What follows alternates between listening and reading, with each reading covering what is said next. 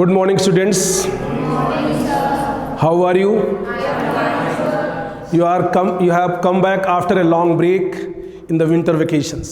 How do you enjoyed your winter vacations? कैसे winter vacation enjoy किया, बताइए शिफा। मैंने एक टाइम टेबल सेट किया स्टडीज़ के लिए और एंजॉय के लिए, तो स्टडीज़ भी थी और एंजॉय भी था। स्टडीज़ के लिए मैंने सेट किया कि जो अपने हाफ आवर्स जो है वो मैं एंजॉय के लिए दूँ, हाफ आवर्स स्टडीज़ के लिए दूँ, और जो मेरा विंटर वेकेशन होमवर्क था वो मैंने स्टडी में कंप्लीट किया और एंजॉय किया। वेरी गुड, बैठ जाओ शिफा। तो शिफा ने कितना बढ़िया बात बताई हम लोगों को कि the whole winter vacation was utilized partially for studying and partially for enjoyment. आधी छुट्टियों को हमने इंजॉयमेंट के लिए यूज किया और आधी छुट्टियों को हमने अपनी स्टडी को इन्हांसमेंट करने के लिए यूज किया। That should be the tactics. तो मैं जो आपसे आज बात करने आया हूँ, द कोर इशू और core target is to discuss, to have a good discussion between student and director regarding their careers. बहुत सारे questions हमारे दिमाग में आते हैं कैरियर को लेकर के कि सपोज मुझे IAS बनना है तो क्या रास्ता मैं चुनूं जिससे मेरा टारगेट आसान हो जाए, और कौन कौन सी बेसिक रिक्वायरमेंट हैं जिनको लेकर के मैं चलूं और IAS बन जाऊं। तो इस तरह के बहुत सारे क्वेश्चंस आ सकते हैं। रिगार्डिंग बैंकिंग प्रोफेशनल्स क्वेश्चंस आ सकते हैं, रिगार्डिंग इंजीनियर्स के बारे में क्वेश्चन आ सकते हैं, मेडिकल में कौन कौन से हमारे पास रास्ते हैं, ऐसे क्वेश्चंस आ सकते हैं। तो इन क्वेश्चंस को हम लोग डायरेक्टली डील करेंगे, डायरेक्टली बात करेंगे। अगर आपके मन में कोई भी कन्फ्यूजन्स है, आप इस सेशन में क्वेश्चंस ला सकते हैं और हम लोग उसमें इंटरेक्ट कर सकते हैं। अबव ऑल, एक बात तो मन में ठान लेनी चाहिए कि जितना बड़ा टारगेट होगा उतनी बड़ी मेहनत करनी होगी। मेरी बात समझ में आई आपको? जितना बड़ा टारगेट होगा, अगर आपको बड़ा टारगेट करना है, suppose you want to become DM of this district Ghaziabad, तो मुझे लगता है कि एडमिनिस्ट्रेटिव सबसे हाईएस्ट पोस्ट होती है। इसका मतलब है कि किसी भी डिस्ट्रिक्ट के DM बनने के लिए हाईएस्ट एफर्ट की ज़रूरत है। ऐसे ही सपोज आप बैंकिंग हेड बनना चाहते हैं, आप टॉप क्लास एग्जीक्यूटिव बनना चाहते हैं, या इवन प्राइवेट जॉब में बॉस बनना चाहते हैं, तो जब भी आप बड़े सपने देखेंगे तो प्रयास भी कैसे होने चाहिए? तरुसी, बड़े प्रयास होने चाहिए। खड़े होकर जवाब दीजिए, आप क्या बनना चाहती हैं? IAS बनना चाहती हैं। बैठ जाइए। तो ये IAS बनना चाहती हैं, इनको मैं बताऊंगा कि IAS बनने के लिए क्या करना होगा। नैतिक ढींगरा, आप क्या बनना चाहते हैं? इंजीनियर बनना चाहते हैं। तो अगर ये इंजीनियर बनना चाहते हैं तो कैसे कैसे ये मूव करेंगे जिससे ये अच्छे इंजीनियर बने?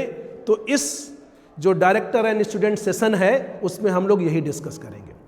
आज मैं आपको कुछ बातें बताना चाहता हूँ जिनकी हेल्प से आप अच्छे स्टूडेंट जरूर बन जाएंगे, और किसी भी कैरियर को पाने के लिए, किसी भी टारगेट को पाने के लिए जो पहला स्टेप है, to become good student. The day you become good student, that is the first step toward success. तो how you can become good student? अच्छा स्टूडेंट बनने के लिए क्या करना चाहिए? तो सबसे पहले आज मैं डिस्कशन में आपको क्लास के अंदर आपका क्या रोल होना चाहिए उस पर बात करना चाहता हूं। जब आप क्लास में आए तो सबसे पहला काम क्या है?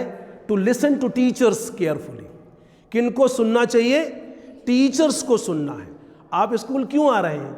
घर में सुनाने के लिए तो मम्मी बहुत है, आपको भी सुनाती हैं और आपके पापा को भी सुनाती हैं। सुनाती कि नहीं सुनाती हैं? डांट लगाती रहती हैं। तो वो ना सुनना पड़े और आप कुछ दूसरों को भी सुने, इसीलिए कहाँ आते हैं? स्कूल आते हैं। तो स्कूल आने का जो मेन फोकस है, मेन ऑब्जेक्टिव है, वो क्या है? To listen to the teachers carefully. Teachers का यूटिलाइजेशन, मैंने एक रिसर्च में पढ़ा है कि स्कूल के टीचर्स को स्टूडेंट सिर्फ 35% ही एक्सप्लोर कर पाते हैं। बात समझ में आई मैंने क्या कहा? कि स्कूल के जो टीचर्स हैं, हम जैसे लोग हैं, हमको सिर्फ आप 35% ही यूज कर पाते हैं। Means 65% teacher resource is getting wasted. वो बेकार हो रहा है, उसका यूज नहीं हो पा रहा है। तो आपको क्या पता होना चाहिए? टीचर्स को यूज करना। कैसे यूज करेंगे? सबसे नंबर 1 मैंने बताया, क्लास में ध्यान से सुन करके। Number 2, ask the questions, ask the doubts. You have anything in your mind, you can discuss with your teachers. Teacher is just like your elder friend. वो दोस्त भी हैं बट आपसे बड़े दोस्त हैं, मतलब उनका रेस्पेक्ट भी करना है बट उनसे डरना भी नहीं है।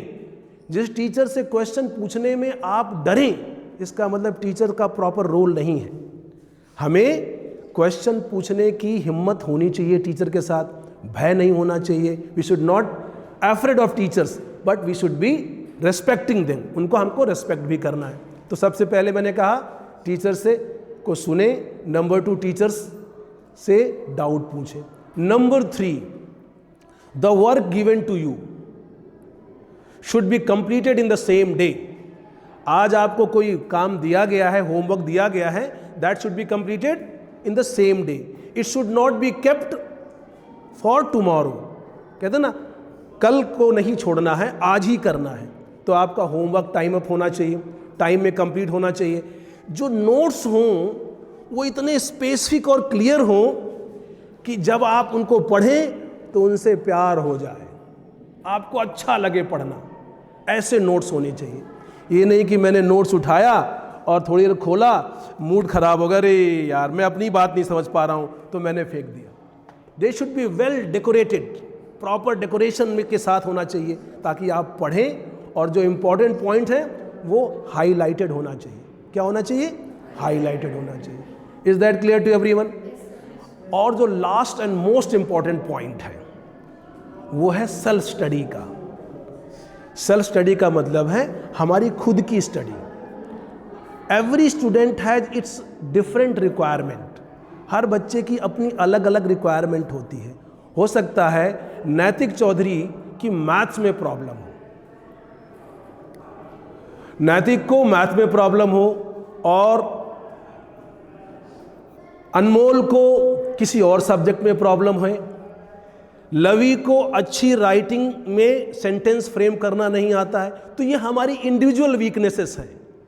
तो उनको ध्यान में रखते हुए जब हम स्टडी करते हैं या अपनी चीज़ों को जो तैयार है उसको रिवाइज करके कंठस्थ करने की कोशिश करते हैं, तो उसे कहते हैं सेल्फ स्टडी। तो सेल्फ स्टडी पर बहुत दारोमदार है। Means your performance broadly depends upon your self study. ठीक है? और सेल्फ स्टडी कैसे करते हैं वो समझा रहा हूँ, ध्यान से समझिएगा। जब आप किसी को पढ़ते हैं तो हिंदी में एक टर्म है पठन, ठीक है, फिर है अध्ययन, फिर है मनन, फिर है चिंतन। क्या मैंने बताया? 4 stages of learning. What did I say? There are 4 stages of learning. One is पठन, means reading. मैंने कोई बुक उठाई, न्यूज़पेपर है, मैंने रीड कर लिया, ऐसे पढ़ लिया, बैक ऑफ माइंड में मेरे कुछ और चल रहा है बट मैं पढ़ रहा हूँ, that is called reading. Reading से बहुत कुछ नहीं मिलता है। नेक्स्ट इज है स्टडिंग। क्या बोला मैंने? स्टडिंग, जिसको हिंदी में बोलते हैं अध्ययन। Means you are reading between the lines. जो लिखा नहीं उसको भी आप पढ़ रहे हैं, आप पढ़ रहे हैं, समझ रहे हैं, और जो चीज़ वो राइटर कहना चाह रहा है उसको भी दिमाग में बिठा रहे हैं। दैट इज कॉल्ड अध्ययन या स्टडिंग। ये सेकेंड स्टेज है। और थर्ड स्टेज क्या है? थर्ड स्टेज है Manan. Books are not with you. आप कहीं दूर हैं, अपने खेतों में हैं, कहीं पर आप दोस्त के साथ कहीं और बैठे हुए हैं, लेकिन दिमाग में आपके वो क्वेश्चंस चल रहे हैं। कैसे चल रहे हैं? मुझे मैथ्स में आइडेंटिटीज तैयार नहीं है, तो मैं आइडेंटिटीज को बार बार रिहर्स कर रहा हूं, लेकिन बात कर रहा हूं इस लड़की से, क्या नाम है तुम्हारा? शौर्या से बात कर रहा हूं, और मेरे मन में चल रहा है कि मुझे ट्रिग्नोमेट्री की आइडेंटिटीज तैयार करनी है। Sine square theta plus cos square theta is equal to 1। ये चल रहा है बट मैं बात कर रहा हूं शौर्या से। इसे कहते हैं मनन। मनन। और जो लास्ट स्टेज है that is more promising, that is called चिंतन, जिसमें जो भी आपने लर्न किया है, जो भी आपने स्टडी के माध्यम से सीखा है, उसको किस तरह से सोसाइटी में डिस्ट्रीब्यूट कर पाएं, आप समाज को कैसे बना पाएं अपने नॉलेज, अपने योग्यता के बल पर, उसे कहते हैं चिंतन। उसके बारे में सोचना, उसको कहते हैं चिंतन। तो these are the 4 stages of learning. I hope today's we have talked enough and we'll continue in the next lecture also, and I hope this will be more productive to you. So come with the new questions and we'll meet in the next lecture. Thank you. God bless you.